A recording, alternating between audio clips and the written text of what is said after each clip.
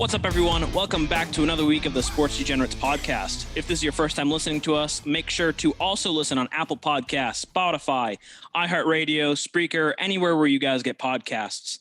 We're also on Twitter at the Sports Degens and Instagram at the Sports Degenerates podcast.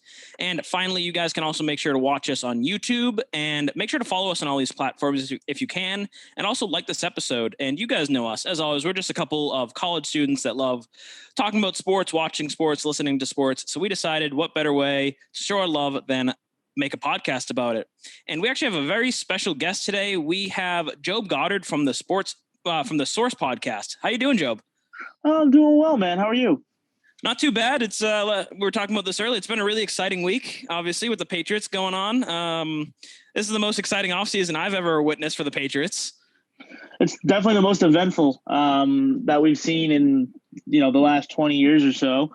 I don't remember ever signing 7 free agents in day one. If somebody does remember that, they're a lot older than we are. Yeah. And it predates Belichick. So it's been an interesting couple of days. There's a couple of great signings, a couple of signings I'm not super high on, but we filled a lot of holes, and there's still a lot of work to be done. I agree. Yeah. And before we get into talk about that, Job, tell us about your podcast a little bit and what you do. Sure. So I run the Source podcast along with my co-host, Sam Hiller. We're out of DC, but we try to interview a lot of guests from across the sports world. We've had Tony Jones of The Athletic, who covers the Utah Jazz. We have a couple of LSU commits coming on this week. In the past, we've had former Major League Baseball players and a couple of current players in other sports. So it's a lot of fun. We do basically what you guys are doing now, but across all 4 sports. And then on the side of that, we also have a gambling side to our show, which is very successful, where every single day we tweet out what our picks are across the board in all 4 sports, generally when they're active. And we track our units and stuff like that and try to make our listeners a little bit of a profit. Yeah.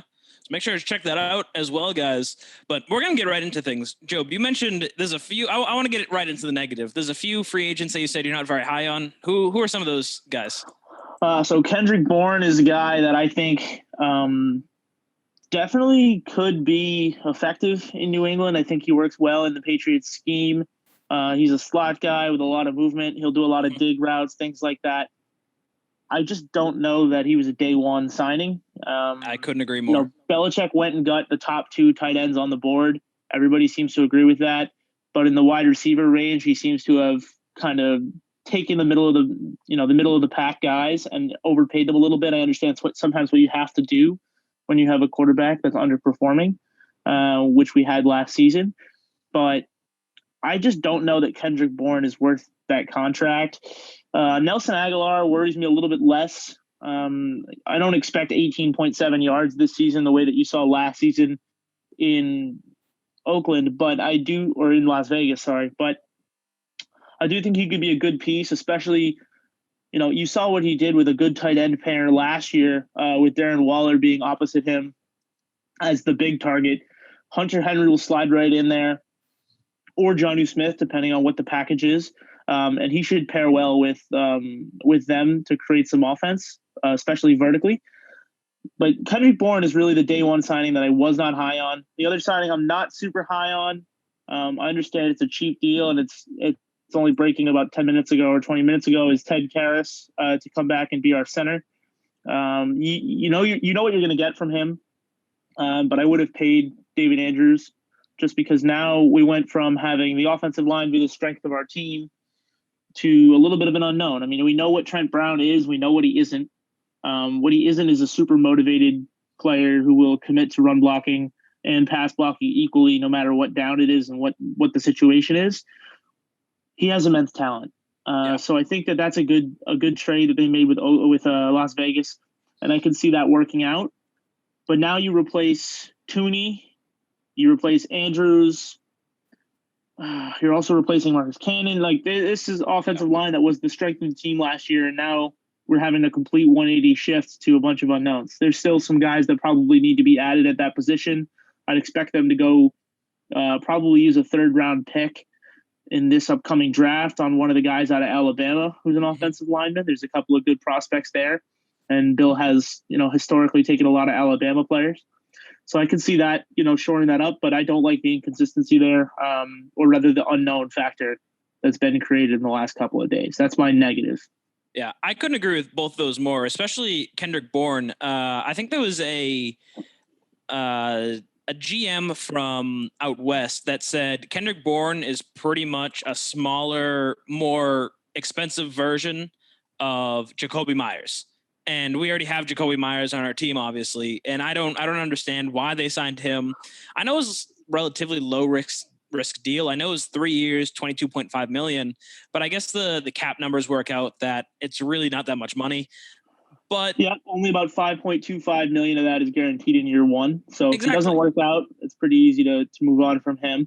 It's a low risk signing. I don't know that he's the guy to really help fix the offense as far as that goes. Yep. I look at him and say, okay, I don't even see him as Jacoby Myers. I see him a little bit more as a Jameer Byrd type of receiver, which I understand they had similar skill sets last season, but I just don't see that he has the talent necessarily to make a huge difference. He worked well in a good run game and good receivers who fit that same mold. So he might work out, but I don't necessarily like the signing if it's the only one we make. Now, about 25 minutes ago, I got an alert from one of the guys that works with us on our podcast saying that AJ Green just signed with the Arizona Cardinals and that the Patriots were the only other team kind of in the mix for him. So that indicates to me that we're still going after wide receivers. And I know AJ Green's not, the top talent. He's no DeAndre Hopkins. He's no Aaron, he's no stud, so to speak, anymore after all the injuries to his Achilles. But he's a difference maker. He can catch the ball in big spots. He moves the chains on third down. That's the kind of player that I would like to see us target. I think another one of those guys really makes a difference in terms of the offense. I also think that this means Julian Edelman's health is probably worse than we think. For sure. And I would expect probably he misses at least 4 to 6 games at the beginning of the season, if not 8 to 10 games throughout. So I'm actually a little bit worried about this wide receiver core's depth more so than the talent now, if that makes sense. Yeah. And now, Matt, what signings do you like? What signings do you dislike that the Patriots have made early on? Because there are tons to go off of. Oh yeah. Well, first starting out, I mean, wasn't it just such a crazy day yesterday seeing all those signings? That was so fun. I was wondering if any other team still existed in the NFL for a minute, wondering like, why isn't Jacksonville and the New York Jets making moves like this too? I guess it's because they're not the Patriots, but I love the 2 tight end signings. I mean, Tyler, you and I were talking, we'd seen the Pats perform very well in the past with a 2 tight end system back with Gronk and Hernandez, I believe it was, under Belichick. That could be a dangerous duo, Smith and Henry. And, tight ends are basically a cheaper version of wide receivers, honestly, like especially good ones like this. Like you don't have to pay them quite as much, but they still got the good hands. I could see these guys being right up there in receptions and receiving yards for the Pats, being productive for them, and good targets for Cam because he certainly lacked those last season outside of Jacoby Myers, who was still only iffy, I think. But love the 2 tight end signings. I can't wait to see how they perform on a new team. And with a different quarterback, who knows who that will be still, hopefully the Pats are still making a move in that area. But if it's Cam, it's Cam, I guess. Right. Yep, exactly. I want to get into 2 things about that. I remember after they signed Jonnu Smith, I actually texted a few people and I said, do not be surprised if they sign Hunter Henry as well, because like we talked about, they needed pass catchers, and tight ends tend to be a lot cheaper than wide receivers historically. And so I had a feeling that Belichick, instead of signing a bunch of wide receivers, might go after both Jonnu Smith and Hunter Henry at the same time.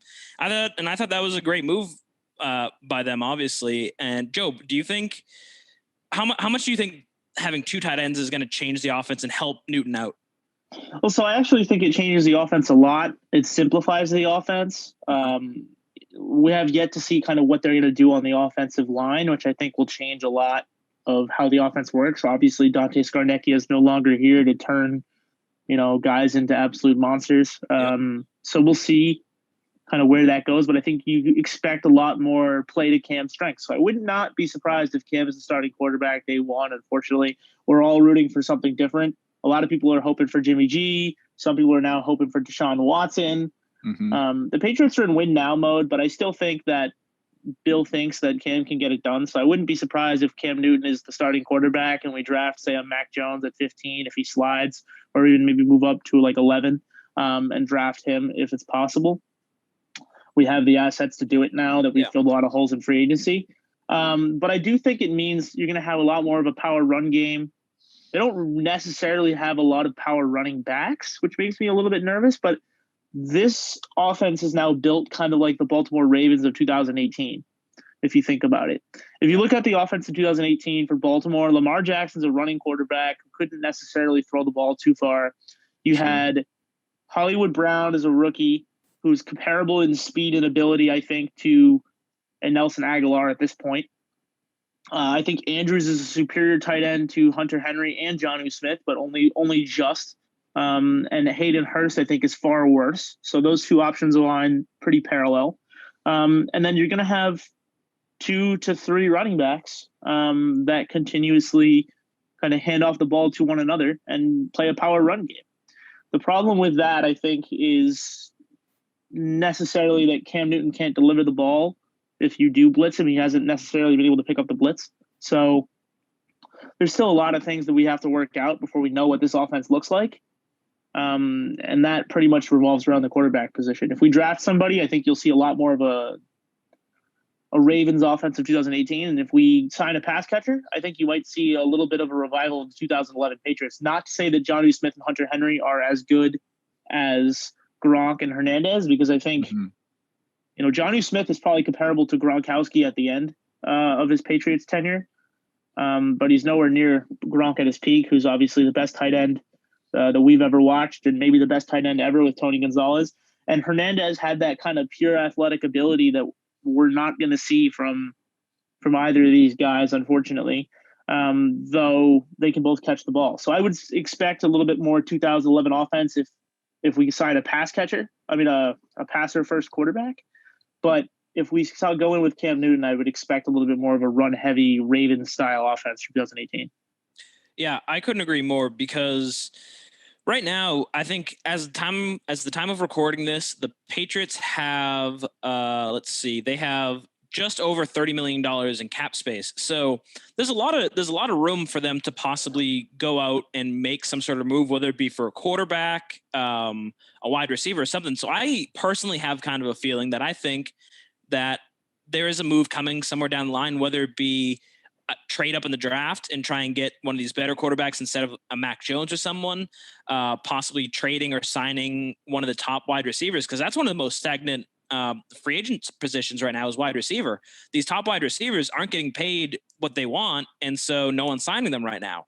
And I know right now when it comes to Leonard Fournette, there are rumors the Patriots might be really in on him, so he might be the power back like you were mentioning. So I think there's a lot of room for them to improve, and like you said, there's still a lot of holes on this team, because last year there were tons, and all these free agent signings just helped them fill some of those holes. Now, Matt, what else do you think the Patriots can do to start contending more this year? Yeah, well, I said it a bunch almost every time we talked about the Pats. We knew that in one off season they couldn't fix absolutely everything. I think they've done a really good job so far, and it's only day 2 of free agency. But I mean, to make that next move, I do think it's at quarterback, like that'll be the thing that puts them over the top next, I think. Because, we were talking earlier, it kind of looks like, Belichick might be going out and building a team first and then going after a good quarterback to go with that team. I mean, yeah, maybe they're just trying to build around Cam, get some help for him. But I think, if you get someone better than Cam, this turns this team into better than maybe just speculating here, a wild card team or something like that. It could put them over the top and maybe compete for a a playoff run, like compete with Buffalo for the division. You know, obviously they're a really good team from last year. I think one more huge signing makes them a real threat. Like all these ones yesterday were pretty cool. None of them were massive though. I think one more giant weapon for that team could go a long way. I think that the weapon at quarterback is going to be elusive. You look at the market now. Andy Dalton, $10 million to the Bears. Tyrod Taylor is going to be the backup in Houston if they can't move Deshaun Watson. If they do move Deshaun Watson, other pieces will kind of fall into place. One team to keep an eye on is Carolina. They have the 8th pick in the draft. They're trying to move on from Teddy Bridgewater. If Teddy Bridgewater becomes available, I would say that's potentially the same kind of level as Cam Newton. I don't think that he's any worse than Cam Newton. He's probably a little bit better. That's something that no one's really talking about that maybe we keep an eye on. I don't think that puts you over the top, though. I think that might be the one quarterback that no one's talking about that everyone kind of should be. Outside of that, Jimmy Garoppolo, I don't think he's coming back. I don't think we're going to get Deshaun Watson because I don't think we have the ammo for Deshaun Watson. There's no reason to sign Mitch Trubisky. He's in kind of the same place as Cam with a prove-it deal. At that point, I would go to the draft for quarterback. And that's kind of where you have to realize that if the Pats are going to trade up at quarterback, they're going to need that $30 million in cap space to pay that quarterback. Even if you look at Justin Herbert, he made $26 million last year in his rookie year as the number 3 quarterback off the board. That's kind of the range that you're looking at, is anywhere between $20 and $30 million for the quarterback next season if it comes in the draft. So I wouldn't be surprised if we don't see any more movement from the Pats in the next 3, 4, 5 days because they're going to be waiting till closer to the draft to either move up and take somebody, maybe take Mac Jones and save a little money and then make some more signings. If they do sign another wide receiver, I wouldn't be surprised if Cam Newton ends up being the starter. Mm-hmm. Oh yeah. We'll see some movement, no doubt. Just based on what we saw yesterday, the amount of moves they made, I wouldn't doubt Bill has a few more up his sleeve. For sure. Now, what would be your ideal quarterback situation for the Pats? That Deshaun Watson. Exactly. Yeah. Obviously, Deshaun Watson. Yeah, I'm going with Matt's idea here. Deshaun Watson turns you into a Super Bowl contender overnight, so I'll take him if I have the choice. Now, all right, then how about besides Deshaun Watson? What would your ideal situation be that you actually think could happen? So I look at this and I say, all right, most of these guys are signed for 4 years or 5 years, with the exception of Hunter Henry, who's only a 3-year deal. And they're probably not going to play every year of that deal. They're all very expensive contracts. Judon's expensive. Henry's expensive. Johnny Smith is very expensive. So I would say we probably have a 3-year window here, not a 5-year window. The way that everyone's talking about, our window's probably 3 years before we have to reset. That's enough time for a rookie quarterback. I think this team is positioned to draft a rookie in a month's time and let that rookie learn for 1 year behind Cam Newton, because even if you draft number 1 overall, the Patriots never going to start a rookie. They just don't do it. And so I would be surprised if they don't draft somebody. And I think the number 1 option for them is going to be Mac Jones, because Trey Lance has played 1 football game in just about a year and a half. So that'll be 2 years by the time next season rolls around. Belichick didn't even go to his pro day. Belichick and Saban are very close. And Alabama products typically do well with Bill. So I would be surprised if Mac Jones isn't their guy at 15. If they don't go quarterback and they sign another quarterback who's kind of on a prove-it deal, I'd be shocked. But if they do go that route, I'd keep an eye out for Alex Smith. I know Rhiannon Walker, who covers the Washington football team, said that that's not really on the radar at the moment for the Patriots. But he's another guy who I think kind of matches that Brady mold of doesn't really leave the pocket, gets the ball out quickly, makes sound decisions, but he's not going to rescue you with a Hail Mary pass. He's kind of the guy that I would dream go after. If you're going to draft a rookie as kind of the Cam fallback plan, but I think it's probably unlikely. I think you're probably going to have Cam Newton and either Mac Jones or Jarrett Stidham at quarterback. and then maybe one more option in the wide receiver core for this next season. Now, speaking of the draft, do either of you guys think that a possible dark horse would be the Patriots, instead of drafting quarterback in the first round, because for some of those reasons, that they would actually draft like a Jalen Waddle or a Devonta Smith?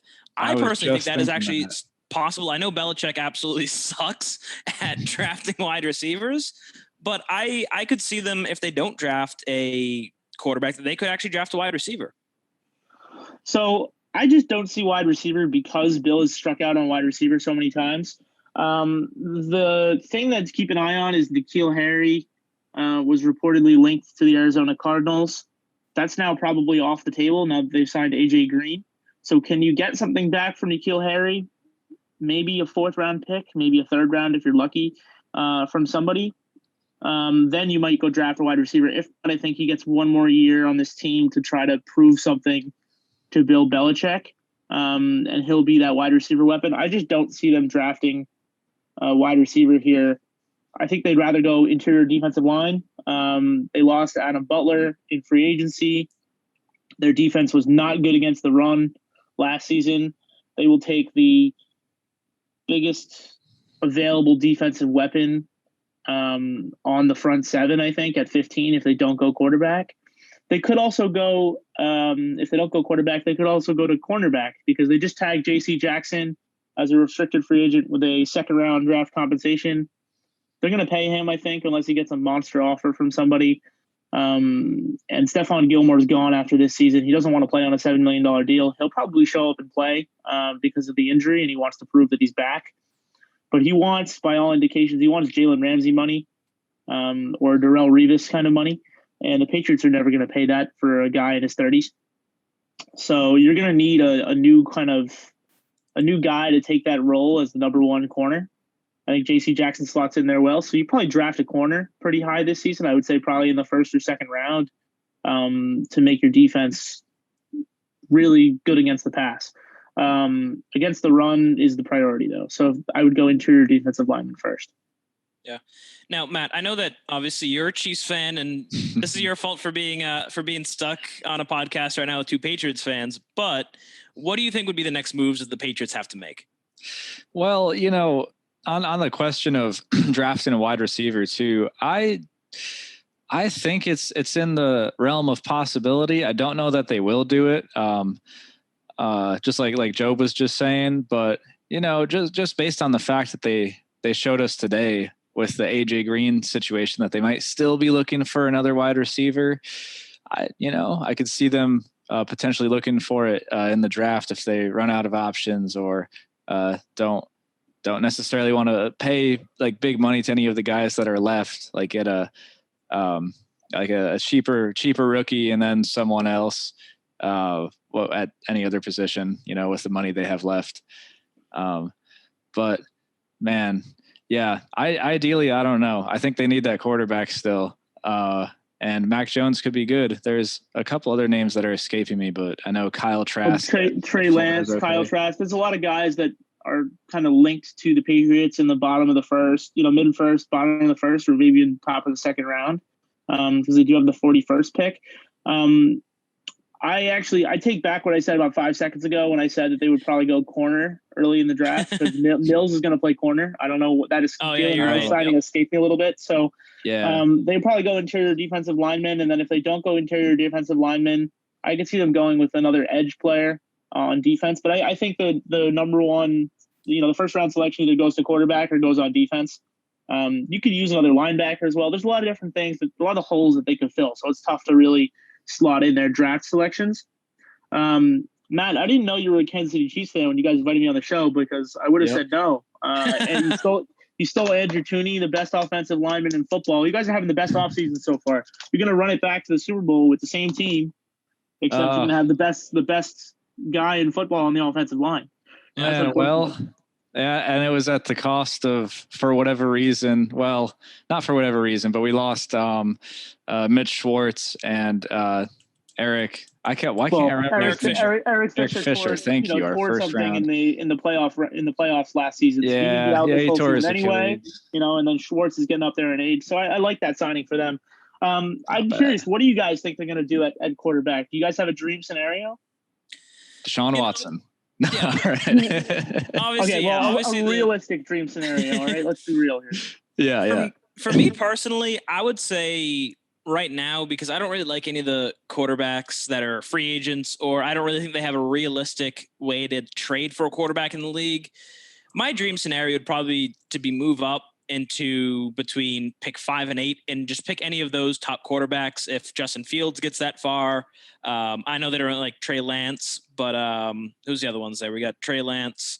Zach Wilson's going to be gone at 2. Zach Wilson will probably be on it too. But yeah, and then obviously the Jaguars aren't moving their pick. Exactly. I can see them draft a quarterback. There's some great options. I just don't know how they move up to 8. I think there's too many teams in the draft that want a quarterback. The interesting thing to keep an eye on is that the Atlanta Falcons just restructured Matt Ryan. This is going kind of under the radar with all the stuff that's going on this week with the Patriots. But that's huge for teams trying to move up in the draft because it means they're likely not going to take a quarterback in the top 4. So they'll probably take Sewell, who's the best offensive lineman in the draft by far. And or they might take a receiver to replace some of the guys who've been hurt over the last couple of years. They have a great wide receiver duo already in Calvin Ridley, being that number 2 guy in kind of that Juju and AB role. And then obviously they have one of the best receivers in football in Julio Jones, who just can't stay healthy right now. But he's getting up there in age. So they could take a wide receiver there. I think Waddle would probably be a good option there. Or Chase. There's just so many good wide receivers in this draft. It's tough to tell.